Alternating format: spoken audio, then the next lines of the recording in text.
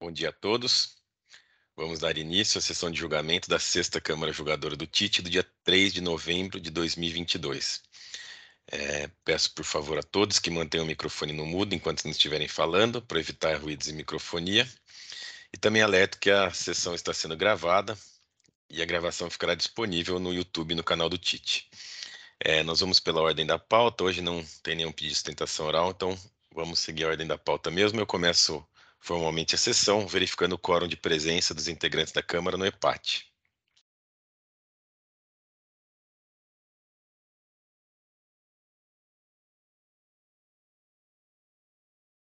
Senhor presidente, só um segundinho, que eu estou entrando aqui. Sem problemas, doutor Marcelo.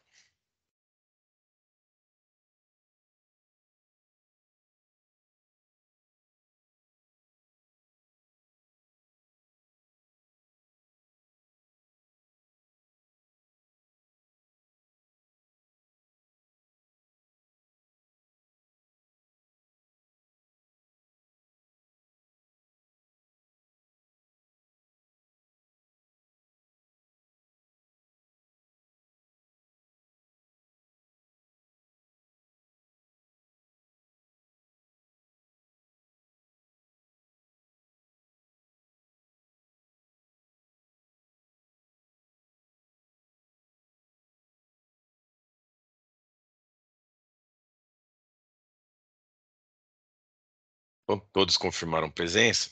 Estão presentes, além de mim, Dr. Ítalo, Dr. Vinícius, que mais uma vez está aqui substituindo o Dr. Slag, e o Dr. João Marcelo, além da doutora Aline da representação fiscal.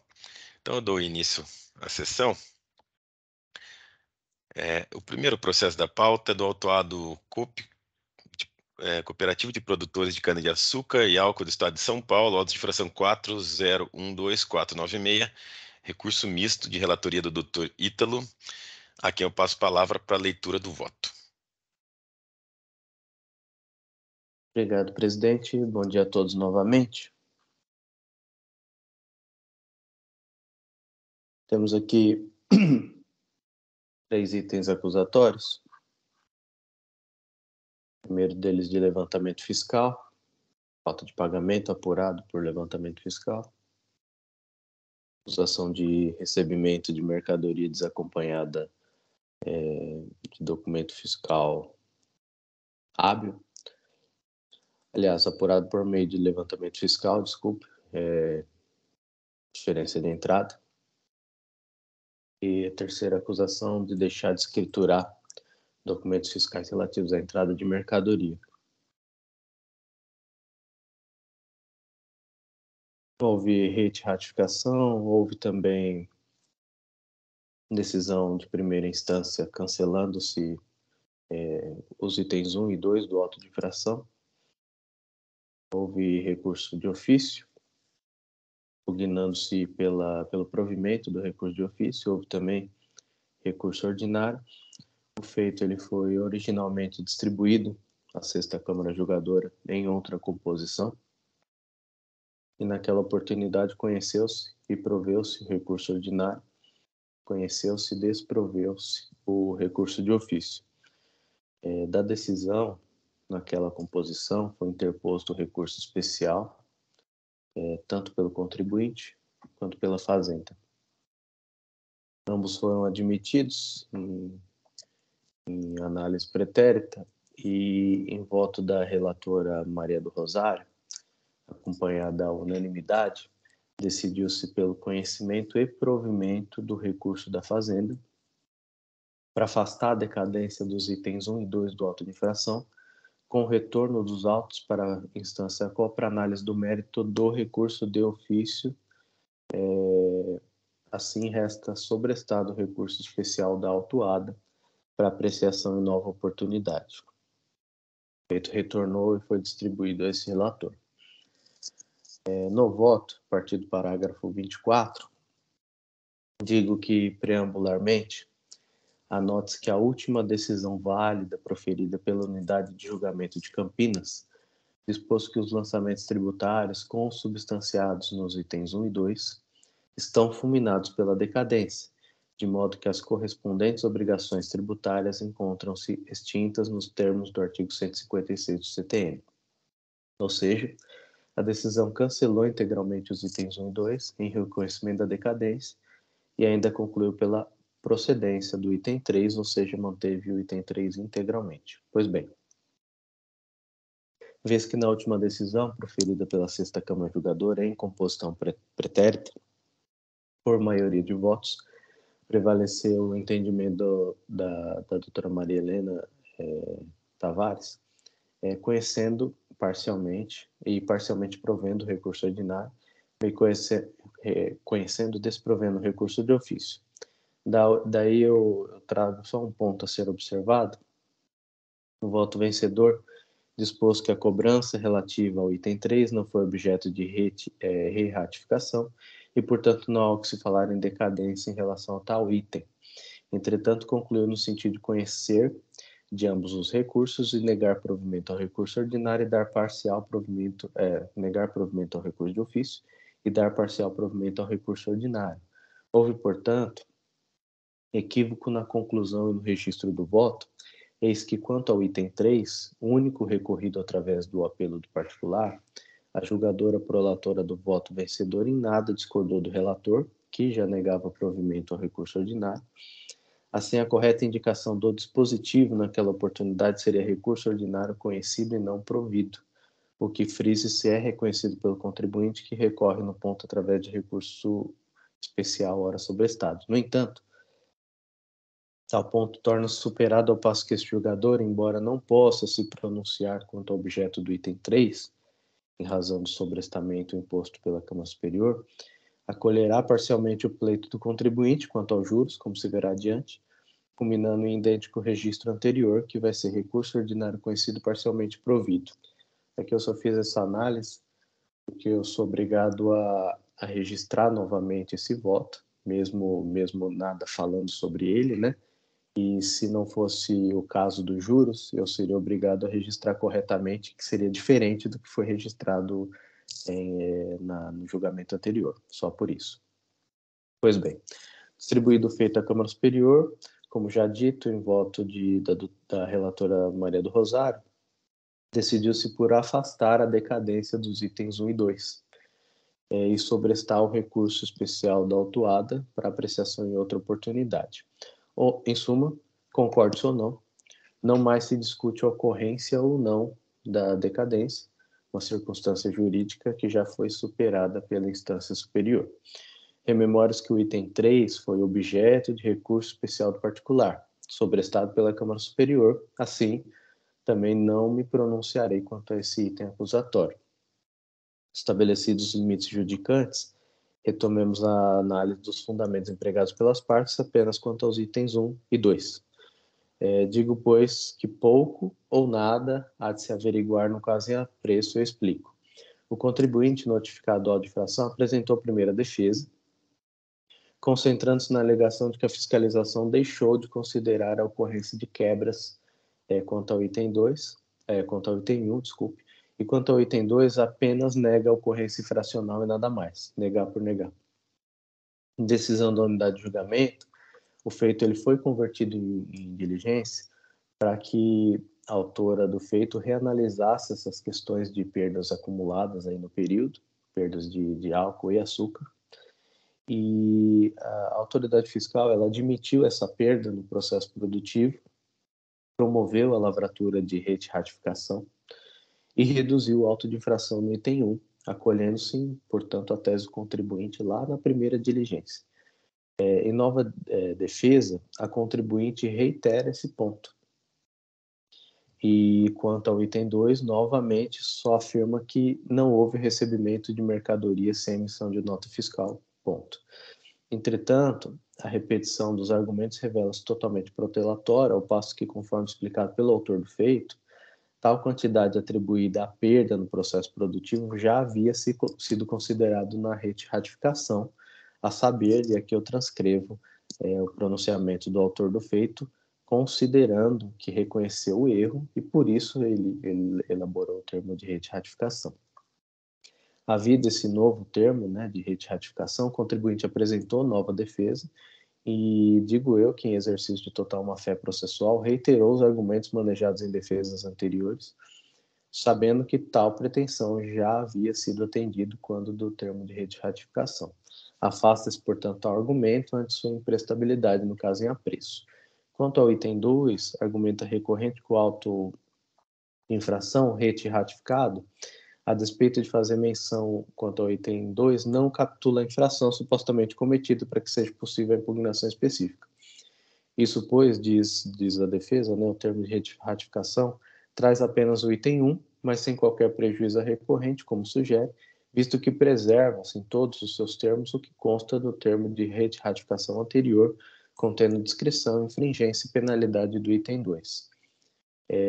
No ponto, embora tenha alegado ao recorrente que a ausência da capitulação causou atual evidente cerceamento de defesa e limitou o contraditório, digo eu que não promoveu a recorrente nas 3 defesas que interpôs qualquer resquício defensivo quanto ao item 2, reduzindo-se a afirmar que não houve recebimento de mercadorias sem emissão do documento fiscal. Aqui prevalece o vetusto brocardo, alegar e não provar, importa em nada alegar. Os demais argumentos defensivos referentes ao item 3, objeto de recurso especial, repito que não é apreciável nesse momento pela Câmara Julgadora. Quanto ao argumento de ilegalidade dos juros pela Selic, aqui trazido pela própria representação fiscal, em petição incidental, eu acolho esse pleito, em razão da súmula 10 revisada. E, em remate, na porção recursal devolvido pela Câmara Julgadora a essa Câmara Julgadora pela Câmara Superior, opino por prover o recurso de ofício e parcialmente prover o recurso ordinário, restabelecendo integralmente os itens 1 e 2, porém determinando a redução dos juros à taxa Selic para todo o período da autuação nos termos da súmula 10. Havendo ou não novo recurso pelas partes, esse feito deverá retornar à Câmara Superior para julgamento do recurso especial do contribuinte que se encontra sobrestado. Então, é assim que votei, presidente. Eu vou fazer o registro do voto. Fico à disposição. Perfeito, obrigado, doutor Ítalo. Vou abrir aí o debate para todos os integrantes da Câmara, mas já me adiantando que eu acompanho o doutor Ítalo, não restou muita coisa a analisar aqui, ou quase nada. O caráter é nitidamente protelatório mesmo. Mas abra a palavra aí aos demais integrantes da Câmara. Eu concordo integralmente com o doutor Ítalo. Bom dia. Foi eminentemente protelatório mesmo a tentativa do contribuinte. Então, vou seguir integralmente o relator. Senhor presidente, peço da palavra também para usar da palavra do Dr. Vinícius, concordo integralmente, parabenizar o doutor Ítalo pelo voto e pela análise aí do processo, né? Muito bem feita, e já adianto também vou acompanhar. Obrigado a todos pelas manifestações. Então, eu encerro os debates e verifico o quórum de votação.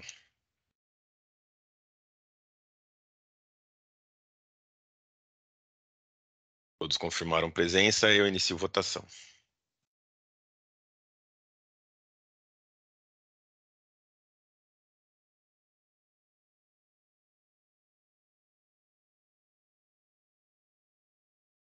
Todos votaram, eu encerro a votação. Então, o voto do doutor Ítalo foi acompanhado à unanimidade, no sentido de conhecer integralmente o recurso ordinário, dar parcial provimento, e o recurso de ofício, em que pese no seu objeto do voto, que já tinha sido votado, também o doutor Ítalo, como mencionou, teve que pôr aqui o resultado para finalizar o julgamento. O recurso de ofício fica conhecido integralmente e provido. Dessa forma, nós encerramos o julgamento do caso Cooperativa de Produtores de Cana-de-Açúcar, Açúcar e Álcool, no estado de São Paulo. Vamos para o próximo processo da pauta. O próximo processo é do autuado 707, Autosserviço de Alimentos Limitada, auto de infração 4100938, recurso misto de relatoria do Dr. João Marcelo. Aqui eu passo a palavra para a leitura do voto e informo que já está liberada aí para a edição. Por favor, Dr. João Marcelo. Agradeço, senhor presidente. Eu vou só colocar, então, no sistema.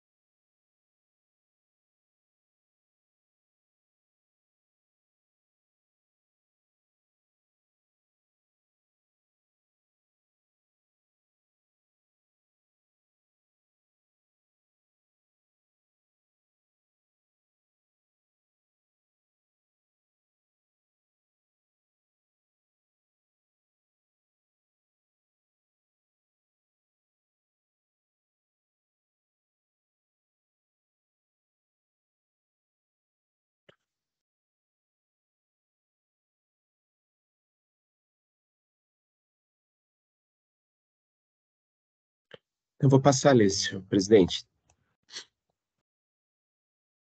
Então, trata-se de recurso de ofício e de recurso ordinário interpostos em face de decisão de primeiro grau proferida pela Unidade de Julgamento de Guarulhos, sendo que a recorrente foi autuada conforme o relato infracional a seguir. Deixou de pagar ICMS no total de R$ 1.648.747,44 no período compreendido entre janeiro e dezembro de 2014 nas operações discriminadas no demonstrativo que acompanha esse libelo fiscal, anexo 1, devido em razão de aquisições em operações de circulação interestaduais de mercadoria sujeito ao regime da ST, com o pagamento antecipado do imposto, nos termos do artigo 426A do decreto do RICMES 2000. Notificada a empresa autuada apresentou alguns comprovantes de pagamento de imposto. Quando suficientes, a sua quitação foram expurgados e, quando insuficientes, foram considerados para o cálculo do ICMS-ST devido.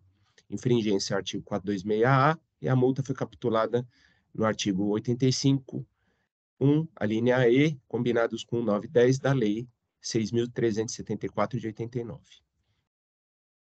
O AIN foi notificado por DEC e a ciência do contribuinte se deu em 27/10/17.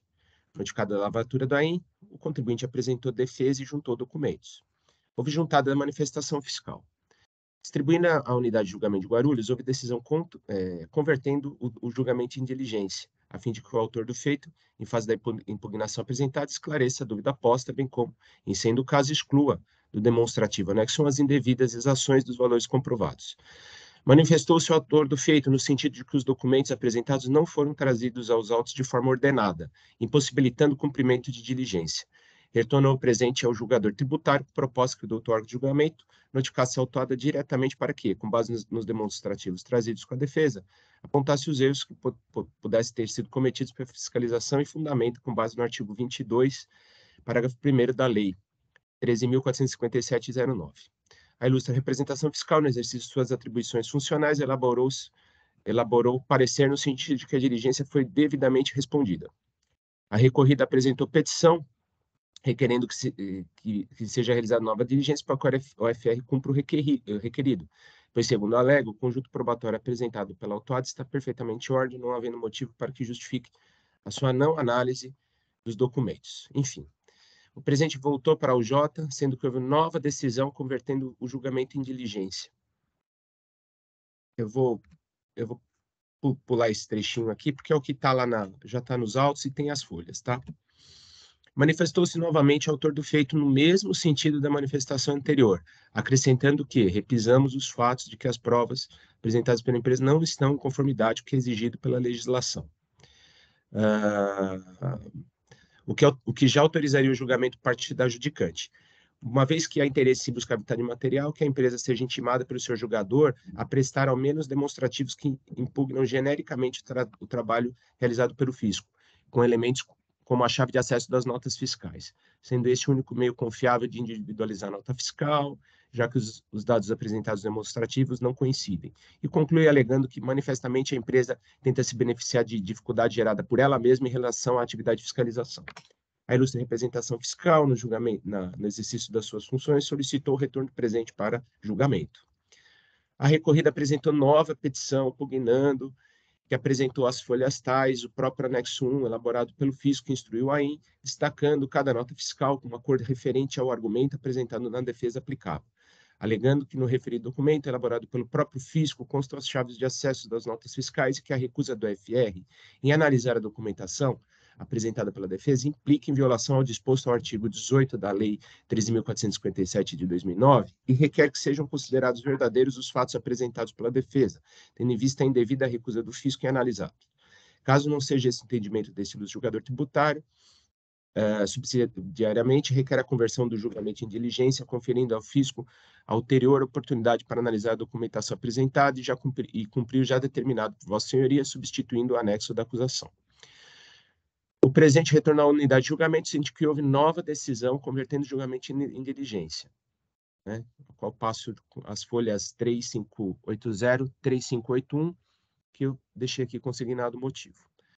Eu vou deixar de ler.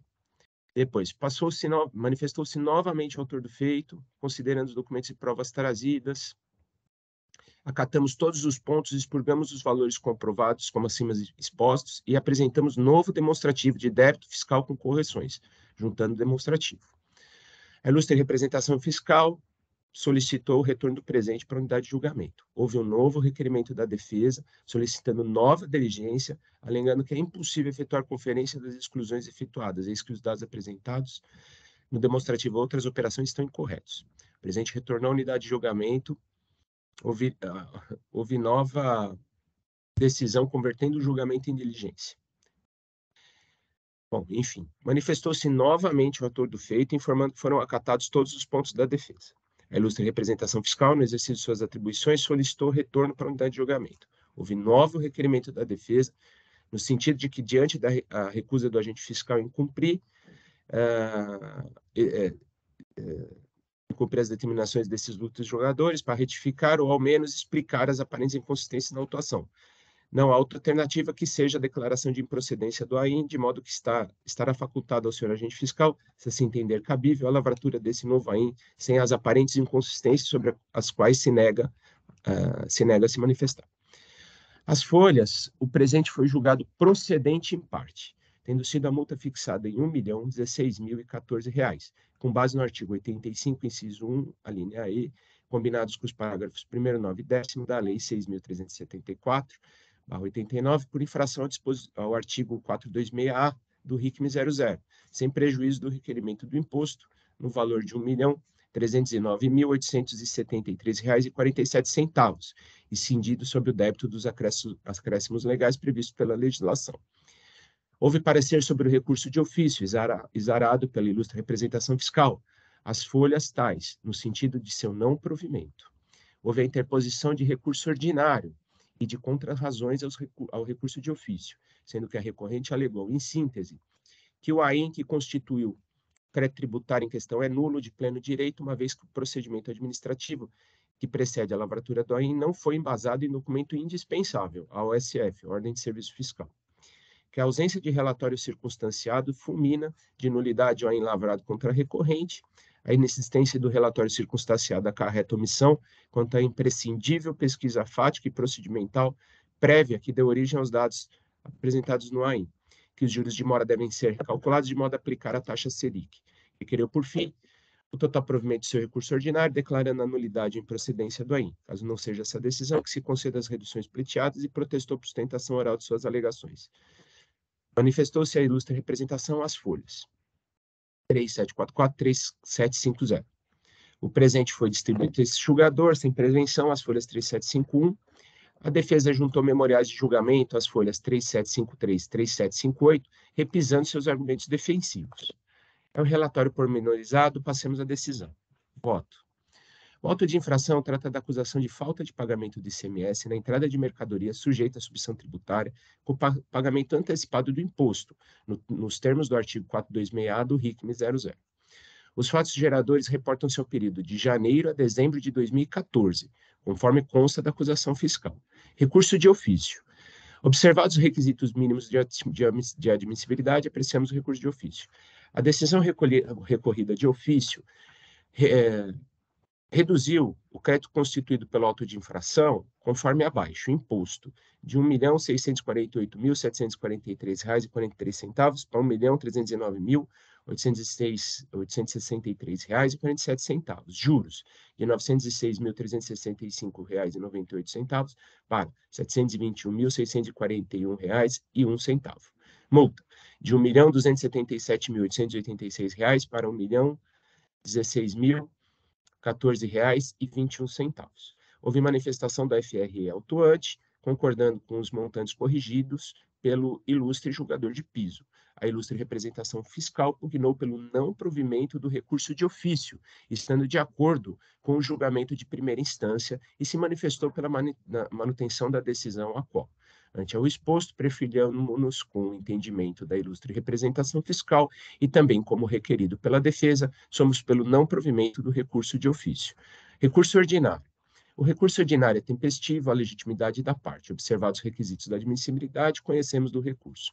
Questões preliminares. Quanto à alegação de que o AIN que constitui o crédito tributário em questão é nulo, de pleno direito, uma vez que o procedimento administrativo que precede a lavratura do AIN não foi embasada em documento indispensável, a ordem de serviço fiscal, verificamos que não assiste razão à recorrente, vez que o presente está instruído com todas as provas necessárias, o relato da acusação está em consonância com o artigo 142 do CTN, pois identificou o sujeito passivo, determinou o fato gerador da obrigação, a matéria tributável e o montante do tributo devido, e a lavratura cumpre todos os requisitos do artigo 34 da Lei 13.457 de 2009, sendo certo que, dentre os itens elencados no artigo 34 reto, não consta a obrigação da juntada da OSF no momento da lavratura.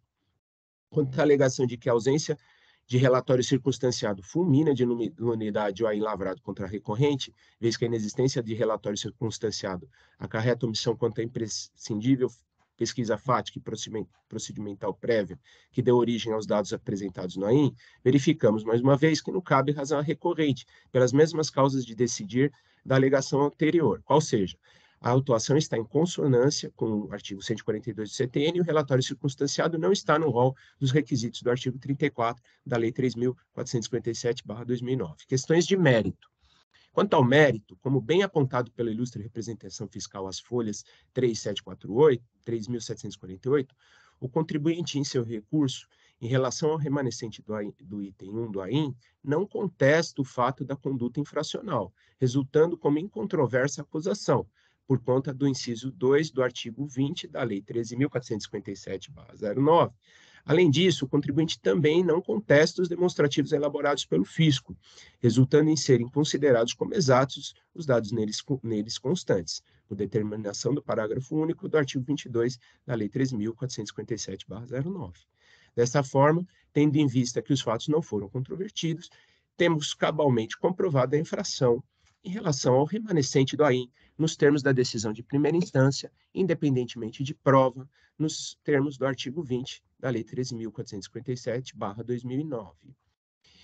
Questão subsidiária. Merece guarido o argumento da recorrente de que a taxa de juros não poderia ser superior à taxa Selic. Isso porque tal discussão é resolvida pela súmula 10 de 2017, sendo certo que a última revisão dessa súmula, ocorrida em 9/6/22, que limita a aplicação dos juros aos patamares da taxa Selic, se aplica ao presente caso, vez que os fatos geradores ocorreram antes do 11 de 2017, sendo certo que, a partir dessa data, a Fazenda do Estado de São Paulo já aplica ao débito tributário a taxa Selic, fixada pela Lei Paulista 16.497/17. Se não, vejamos a súmula 10.217, revisada, em verbis. Aí eu vou passar, né, de conhecimento de todos, eu não vou deixar de ler. Ressaltamos que, nesse mesmo sentido, é o parecer da ilustre representação fiscal, as folhas 3, 749. Dispositivo. Ante a todo exposto, conheço do recurso de ofício e não lhe dou provimento. Ainda conheço do recurso ordinário e dou-lhe parcial provimento, no sentido de manter a decisão de primeira instância administrativa como está, limitando os juros lá aplicados à taxa Selic, nos termos da súmula 10 de 2017 deste egrégio Tribunal de Impostos e Taxas, recentemente revisado. É como voto, submeto à apreciação dos meus pares. E devolvo a palavra ao senhor presidente. Muito obrigado. Obrigado, doutor João Marcelo, pela leitura do voto. Então, abro a palavra aos demais integrantes da Câmara para debates. Presidente, só para frisar que vou acompanhar integralmente, parabenizo o doutor João Marcelo aí, excelente conclusão, e vou acompanhar sem nenhuma ressalva. Presidente, eu vou acompanhar o doutor João Marcelo também, parabenizando pelo voto, sem nenhuma ressalva. Eu também acompanho o doutor João Marcelo, parabenizo pelo voto, e se não houver mais nenhuma manifestação, eu vou encerrar os debates e verificar o quórum de votação.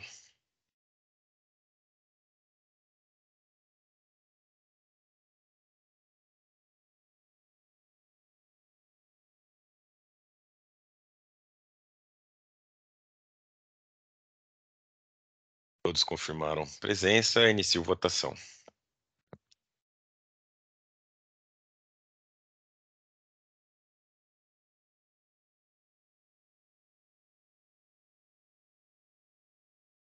Todos votaram, eu encerro a votação.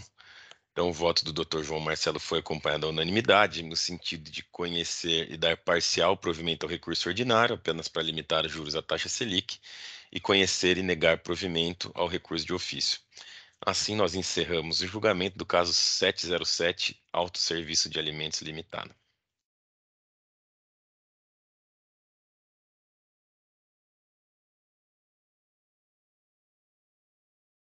Vamos para o próximo processo da pauta.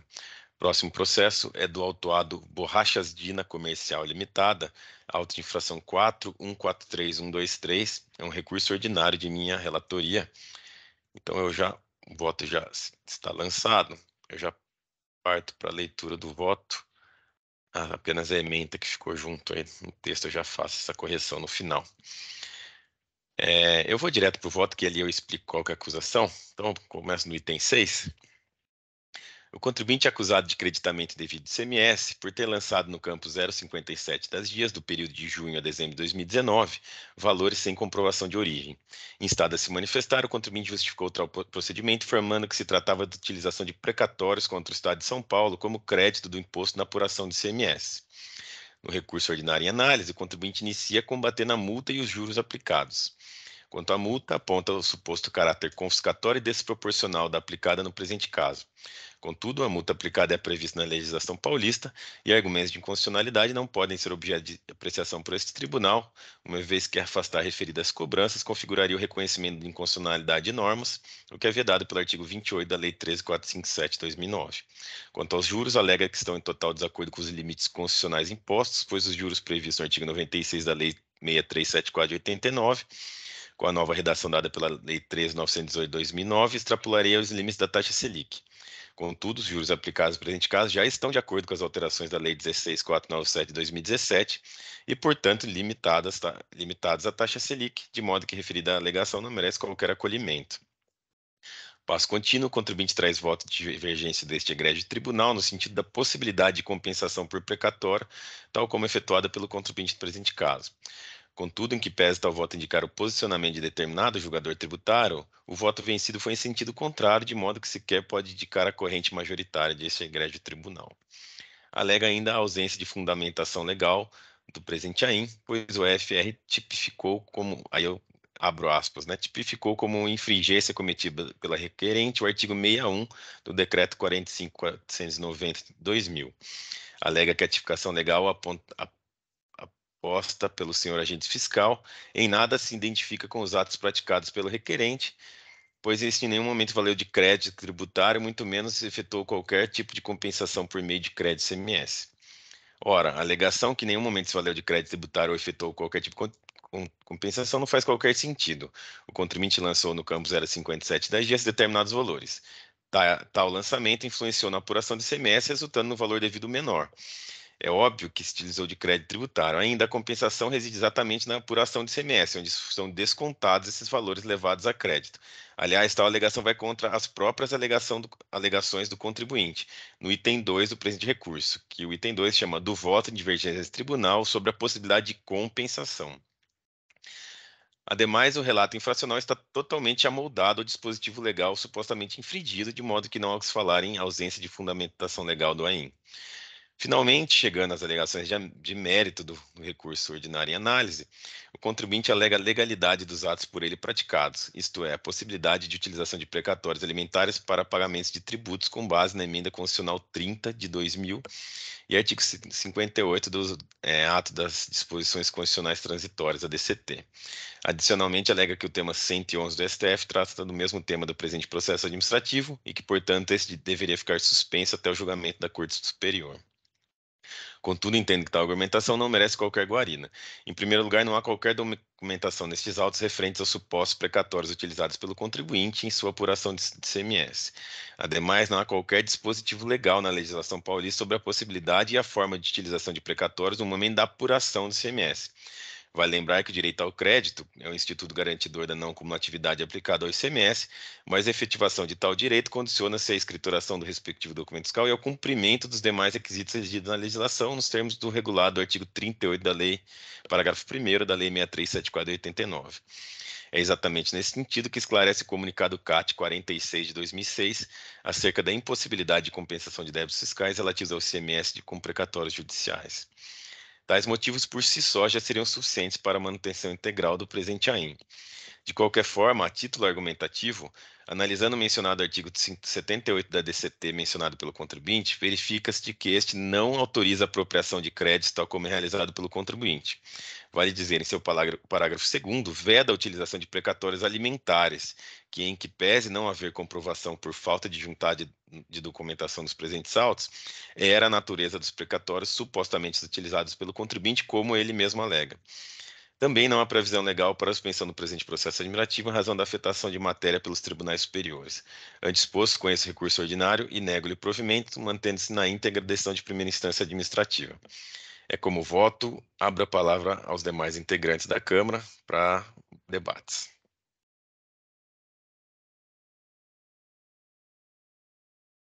Presidente, o voto está ótimo, perfeito. E vou seguir integralmente. Aliás, essa é uma situação de compensação por precatório que está tendo bastante pedido administrativo disso. A gente vai ter que enfrentar bastante no TIT. É como vou votar. Senhor presidente, peço a palavra só para parabenizá-lo pelo voto, né? Como já foi alertado aí pelo Dr. Vinícius, realmente é um assunto que vai voltar à baila, já não é o primeiro, né? Agora, a única coisa que eu gostaria só de ver se eu entendi corretamente é que ele cita que usou o precatório, mas não juntou nenhum documento relativo a isso, é isso? Do precatório em si? Não, ele não juntou nenhum documento. Ele menciona que apresentou ao fiscal em fase de fiscalização, mas não foi juntado nem pelo fiscal e ele teve a oportunidade de juntar com defesa e recurso, também não juntou.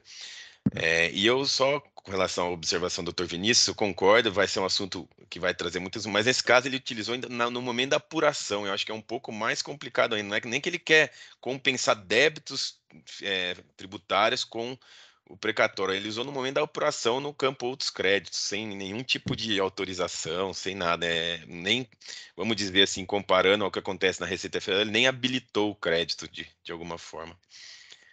Doutor Ítalo, por favor. Presidente, sem dúvida também vou acompanhar.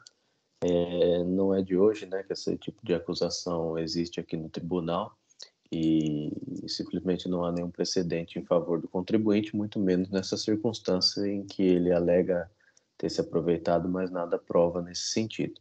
Então, vou acompanhar integralmente o voto. Perfeito. Então, se não houver mais nenhuma manifestação, eu vou encerrar os debates e verificar o quórum de votação.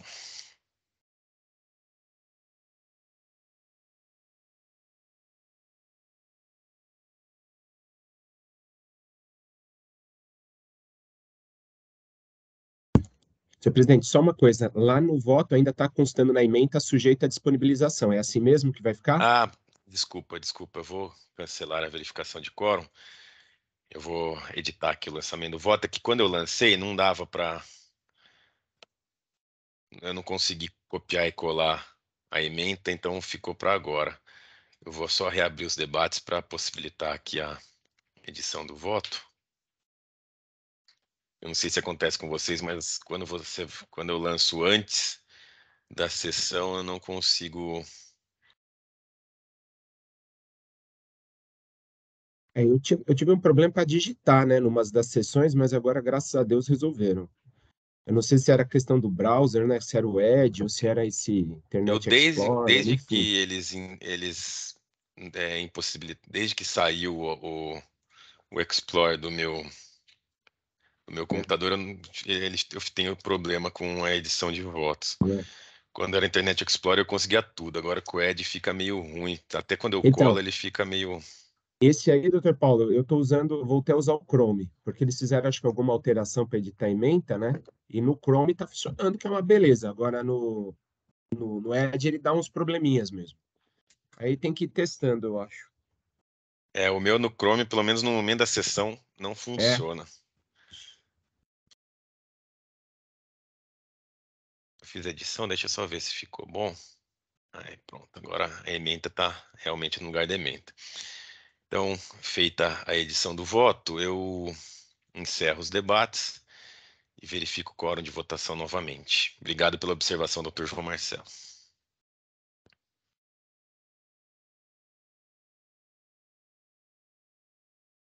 Todos confirmaram presença, eu inicio votação.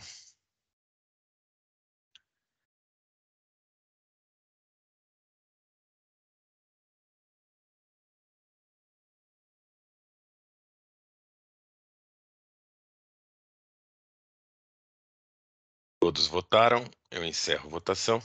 Então, meu voto foi acompanhado à unanimidade, de conhecer o recurso ordinário e negar provimento. Com isso, encerramos o julgamento do caso Borrachas Dina Comercial Limitada.